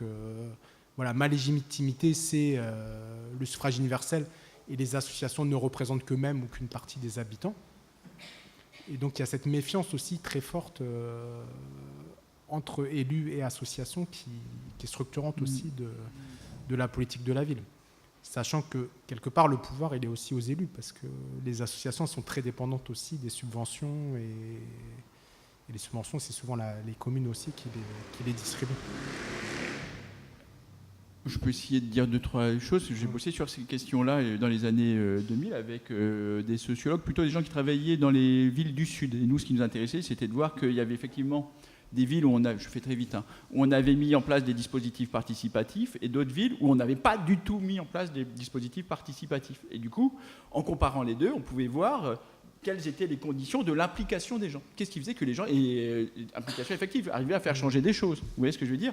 Alors, première leçon, je vous donne que les leçons. La première chose, c'est ce que vous avez dit, c'est les dispositifs participatifs sont d'abord un instrument de pouvoir pour les élus. En gros, pour faire très vite, c'est un attrape-nigo quelque part. Voilà. Ça sert de ça permet de légitimer les élus et puis de gérer les controverses. Voilà, je me rappelle maintenant. Première chose. Mais ça peut, malgré tout, apporter des ressources pour peu qu'on ait en face des groupes plus ou moins organisés, etc., des individus qui sont capables de s'accaparer les ressources et de retourner l'instrument en leur faveur. Dernière remarque, dans tous les cas, la participation effective des gens dépend de leur capacité à se poser en contre-pouvoir. Voilà. Il n'y a pas de participation sans contre-pouvoir. En gros, le pouvoir, ça ne se donne jamais, ça se prend toujours. Voilà. Pour rebondir sur ce qu'il dit, je vous laisse applaudir. Non, mais c'est simple. C'était une proposition du rapport justement Meshmash-Baquet, c'est-à-dire de prendre une partie, bon maintenant il n'existe plus la réserve parlementaire, elle a été supprimée, mais de prendre une partie de la réserve parlementaire pour créer un fonds qui puisse aider justement les collectifs d'habitants à se mobiliser. Parce que l'idée, c'est un peu ce que disait Olivier, c'est-à-dire qu'il y a un rapport de force qui n'est pas forcément en faveur initialement des habitants. Et donc eux, leur idée, c'est de créer un fonds qui font que les habitants, quand ils se mobilisent, pourront solliciter des experts, des chercheurs, avoir des ressources aussi pour s'organiser. Avec l'idée que la démocratie, ce n'était pas juste les élections, mais qu'il y avait aussi tout ce processus. Mais donc autant vous dire que ça n'a pas été, leur préconisation n'a pas été retenue et n'a pas été mise en place. Mais ce qui est intéressant aussi, c'est là où on veut mettre en place les dispositifs participatifs. C'est toujours dans les quartiers politiques de la ville, c'est toujours pour les pauvres et pour les jeunes. Ce qui est intéressant, c'est pourquoi on ne se pose pas la question pour les gens qui ne sont pas pauvres, qui ne sont pas jeunes, etc. Tout simplement parce qu'ils ont d'autres formes de participation, c'est-à-dire d'autres formes d'accès au pouvoir. Voilà, je crois qu'il faut être aussi assez clair sur la façon dont ces dispositifs participatifs comment dire, participent de formes de régulation sociale, etc., etc. La question de la participation des gens, des élites urbaines ne se pose pas, tout simplement. Ça n'a pas de sens. Et pourquoi ? Ouais, je vais faire de la pub pour la licence de socio. Il faut que vous veniez voir le cours d'Héloïse Ness sur la participation.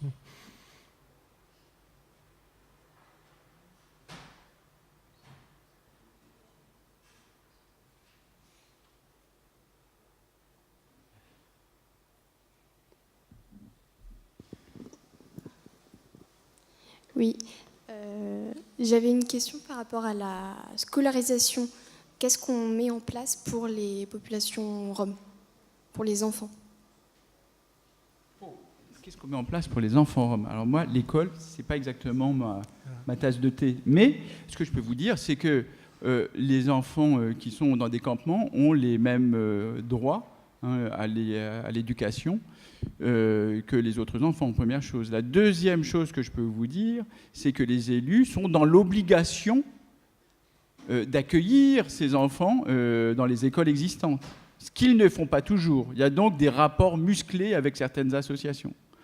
Après, effectivement, il y a aussi cette idée que quand vous avez 200-300 personnes quelque part, voire jusqu'à 600, si vous mettez tous les jeunes dans les classes environnantes, il y a un problème de sureffectif. Voilà, donc voilà, on a aussi ces problèmes très concrets d'accueil qui se posent dans la gestion quotidienne des communes. Et je voudrais rebondir pour dire que voilà, les élus, comme les travailleurs sociaux, etc., ne sont pas forcément des vilaines personnes. C'est toujours pratique d'avoir ça quelque part en tête. Voilà. Moi, j'ai été très étonné quand je faisais, mais parce que j'avais un peu quand même cette idée-là au départ.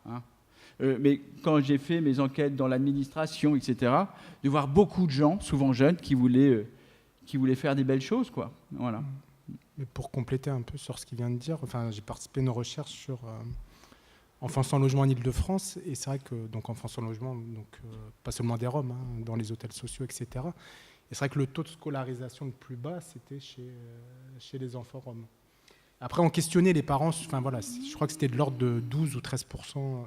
Donc on questionnait les parents un peu aussi sur, voilà, et souvent ce qui était le...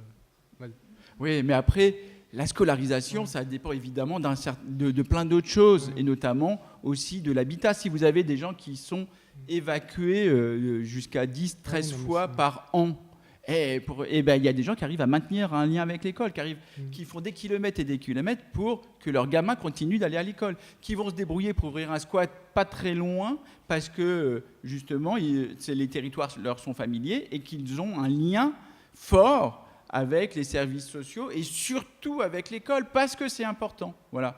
Mais agir pour la scolarisation, c'est aussi agir sur les conditions de vie et d'habitat. Agir sur les conditions de vie et d'habitat, c'est pas seulement faire en sorte que les gens puissent accéder à des logements en bonne et due forme, c'est aussi et avant tout faire en sorte qu'ils ne soient pas évacués toutes les 5 minutes. Voilà. Mais je me suis fait victime.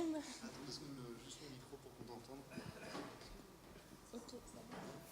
Désolé. C'est qu'il y a déjà une parole qui était demandée.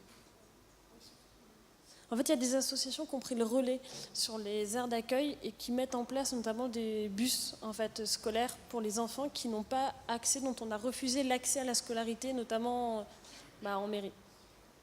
Alors attention, les aires d'accueil, vous parlez des aires d'accueil officielles ou des campements officieuses. Des bidonvilles? Ah oui, d'accord, vous parlez des bidonvilles, pour qu'il n'y ait pas effectivement de confusion avec les gens des aires d'accueil, des gens du voyage. Il y a des systèmes de bus écoles aussi. Voilà. Mais ce qui est intéressant aussi, c'est qu'auprès des migrants roms, il y a des fois des solutions ponctuelles, des solutions dédiées, voilà, une sorte aussi des fois de bricolage qui peuvent s'inspirer de l'expérience avec les gens du voyage. Mais l'idée qui fonde de plus en plus l'action des associations et aussi celle des pouvoirs publics depuis plusieurs années déjà, c'est le droit commun. C'est que les gens doivent accéder au droit commun. OK ?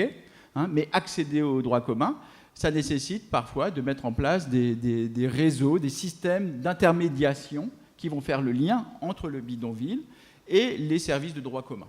Voilà. C'est à moi. Du coup, et votre spécialité, c'est étudier la population. Il faut parler dans le micro. Oh, pardon. Vous m'entendez, c'est bon? Oui. Du coup, votre spécialité, c'est de travailler sur la population rome. Mais en fait... Pas du tout. Non, mais du coup, ce que je ne travaille pas sur les gens d'abord. Oui, pardon. Merci. Mauvais terme. Mais par rapport à la scolarisation, du coup, en fait, j'aimerais élargir plus aux réfugiés en général. Est-ce que du coup, ils peuvent avoir accès aussi aux études supérieures? Et en fait, est-ce qu'il y a des dispositifs mis en place?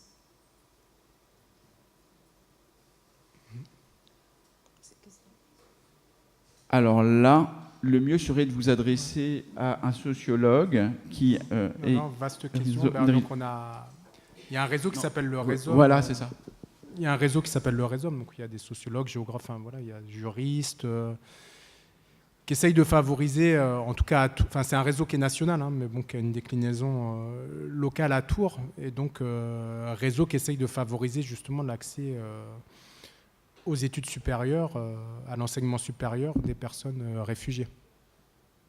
Donc il y a des initiatives qui sont prises. Après, les résultats, voilà, ça se fait toujours Mais après, c'est hyper compliqué les questions que vous posez aussi, parce que la scolarisation, c'est quoi? C'est que les gamins soient inscrits à l'école. L'accès à l'université des réfugiés, c'est quoi? C'est que les gens soient inscrits à la fac. Mais moi, dans ma vie d'enseignant, j'ai des étudiants qui sont bien inscrits, mais qui vont se retrouver dans des situations irrégulières à un moment ou à un autre et ne peuvent pas poursuivre une scolarité estudiantine, je ne sais pas comment dire, normale. Là aussi, c'est compliqué. Vous voyez ce que je veux dire? Ça veut dire quoi être étudiant? Ça veut dire quoi être élève? Oui, mais voilà. Après, je suis d'accord avec ce qu'il vient de dire, mais sauf que l'inscription est quand même une condition nécessaire. Ah oui. Pas une condition suffisante, mais c'est une condition nécessaire.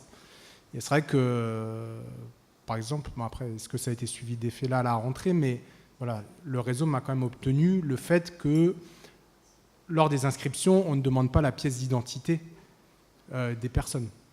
C'est-à-dire que, par exemple, si vous avez un récépissé de demande d'asile, etc., ça peut vous valoir inscription. Donc voilà, il y a quand même des choses concrètes qui... Enfin, je suis d'accord avec tout ce que tu viens de dire sur les conditions, etc. Dis-moi, ça veut dire que avant, l'administration demandait des pièces d'identité et que c'était illégal? Ah bah oui, avant il y a... Il y a un an, quoi. Oui, il y a un an. Après voilà, moi je ne veux pas m'engouffrer dans des domaines que je... Non mais clairement, il y avait des problèmes lors des inscriptions où certains UFR demandaient des pièces qui n'avaient pas forcément nécessairement besoin d'être demandées dans la législation, ce qui pouvait bloquer aussi l'inscription d'un certain nombre d'étudiants. Moi, je voulais juste te dire qu'il y a 2 missions de service civique en fait, cette année qui ont été instaurées. C'est 2 jeunes qui s'occupent de ça. Et justement, leur mission, c'est de s'occuper des étudiants réfugiés et demandeurs d'asile. Et c'est eux qui les aident dans leur inscription et dans leur démarche. Mais justement, le problème auquel ils font face, c'est qu'ils peuvent agir que dans l'aide à l'inscription universitaire. Et la plupart qu'ils ont rencontrés sont actuellement à la rue, en fait. Donc oui, ils sont scolarisés, mais après, ils s'en sortent pas forcément sur tous les plans de la vie personnelle.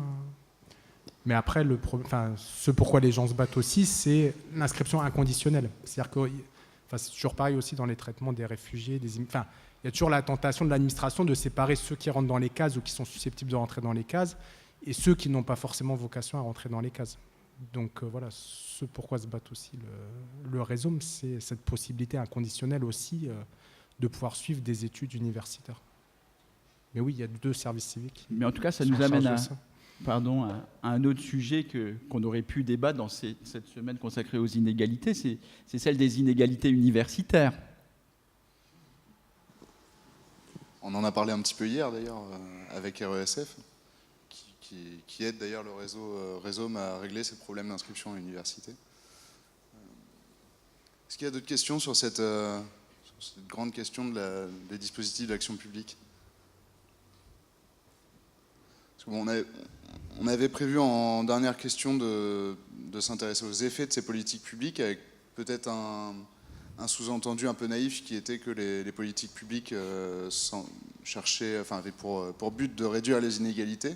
On a vu que c'est peut-être un peu plus compliqué que ça, qu'il y a aussi régler des choses qui relèvent du désordre. Bon voilà, enfin, comment, en guise de conclusion, un peu vous analysez les effets de ces politiques publiques que vous avez présentées là? C'est chaud comme question, ouais. En guise de conclusion. Nicolas, tiens, non. Ouais. Non, mais je peux faire rapide, moi. Non, bah, je vais faire très très rapide, juste en restant sur mon domaine de compétences qui est la mobilité des adolescents. Donc juste pour dire voilà, que l'accès au transport, c'est une condition nécessaire mais pas suffisante. C'est-à-dire que évidemment les politiques publiques doivent faire qu'il y ait une desserte égalitaire de ces quartiers par rapport aux autres quartiers. Voilà. Après, il y a des configurations territoriales qui sont très différentes. C'est-à-dire l'Île-de-France n'est pas Marseille, Tours, Saint-Pierre-des-Corps n'est pas jouer les Tours, etc. Mais voilà. Donc l'idée, c'est que le transport est une condition nécessaire, mais pas suffisante. Et que voilà, les pratiques de mobilité, ça englobe beaucoup plus de choses. Et qu'il ne faut pas non plus idéaliser la mobilité. C'est-à-dire que, voilà, pourquoi vouloir à tout prix que les gens se déplacent? Ou pourquoi on dit que c'est problématique que des adolescents de quartiers politiques de la ville ne se déplacent pas, alors qu'un adolescent qui habite dans le centre-ville de Tours, on va dire, bon, bah, c'est génial, en fait, il peut faire tout ce qu'il veut à proximité, il peut aller au studio, il peut faire du sport à côté, etc. Donc ne pas idéaliser la mobilité, ne pas faire juste une question de déplacement, et prendre en compte voilà, tout ce qui se joue aussi dans la mobilité, ce qui fait que les freins à la mobilité ne sont pas juste une question de transport. Ça peut être aussi voilà, tout ce qui est lié aux trajectoires scolaires, aux discriminations qui sont vécues aussi dans la sphère de l'emploi, à la fois par les jeunes et par les parents, ou les discriminations aussi voilà, plus micro dans les interactions, c'est-à-dire voilà, le refus de donner l'heure, voilà, des choses comme ça qui jouent aussi sur la perception qu'ont les adolescents lorsqu'ils se déplacent, qui ne sont pas forcément les bienvenus. Mais encore une fois, en évitant tout propos grossier et homogène sur les adolescents de ces quartiers. C'est-à-dire qu'il y a la majorité des adolescents de ces quartiers, ils n'ont pas tellement de problèmes avec la mobilité. Ils peuvent avoir des problèmes dans d'autres sphères, etc. Donc voilà, je le fais rapide parce qu'il est tard et que voilà, vous devez être fatigué.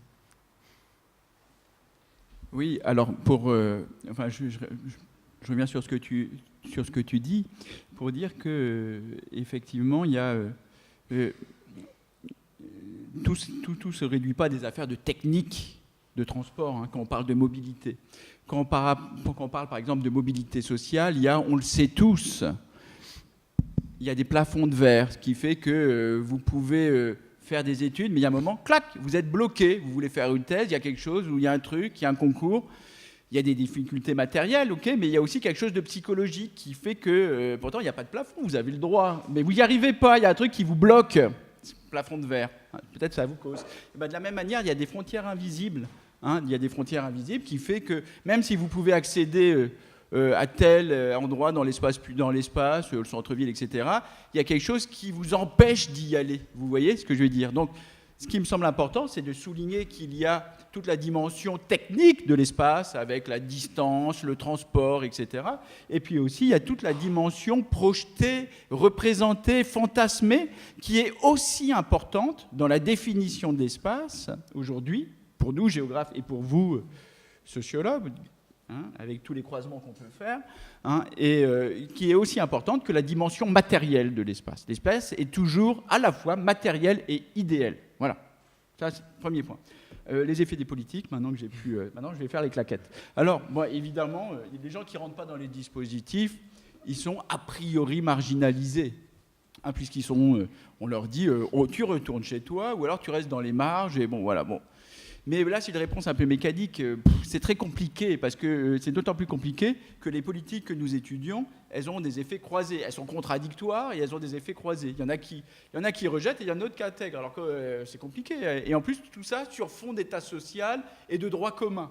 Vous imaginez un peu le truc, quoi. Moi, ce que je voudrais simplement dire, c'est qu'il n'y a pas des politiques qui rejettent et donc qui contraignent, et de l'autre côté, des politiques d'insertion qui accueillent et qui donnent des ressources.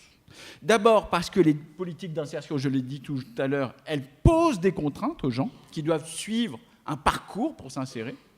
En gros, tu entres dans le dispositif d'insertion, mais à condition que tu acceptes les règles comportementales que je te donne. C'est vrai aussi pour vous, hein, et pour moi. Bon, c'est la même chose. Vous voyez ce que je veux dire? C'est-à-dire que c'est pas de l'accueil à bras ouverts et tu viens et c'est la fête. Non, c'est un accueil conditionné, comme toutes les politiques sociales. Hein. Voilà. Première chose, donc, qui sont très contraignantes. Et deuxièmement, les politiques de rejet, notamment les politiques d'expulsion, peuvent être parfois transformées en ressources par les gens qui vont faire de l'aïkido. Ça, c'est génial. Dire, ah bah, je vais profiter d'une évacuation pour faire du ménage dans mon voisinage. Écarter les gens qui me posent problème. Je vais renforcer mon entre-soi. Voilà. Je vais essayer de me retrouver avec ma famille. Vous voyez, et d'éviter l'autre là qui nous emmerde depuis je ne sais pas combien de temps. Voilà. Donc, les gens sont capables de transformer en ressources des politiques qui sont d'abord des politiques de rejet. Voilà. Donc, et je terminerai en disant que pour comprendre ce que les politiques font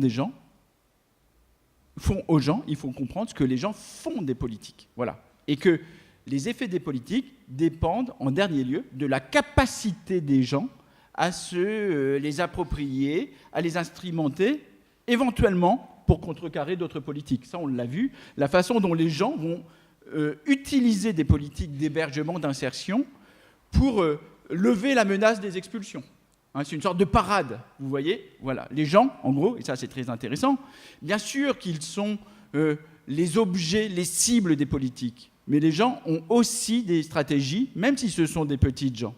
Et ils arrivent à faire des choses en mobilisant en particulier leur capital social et en arrivant parfois à détourner les politiques publiques, éventuellement contre les politiques publiques. Voilà. Je n'ai pas du tout d'approche quantitative. Ça me semble très peu possible là.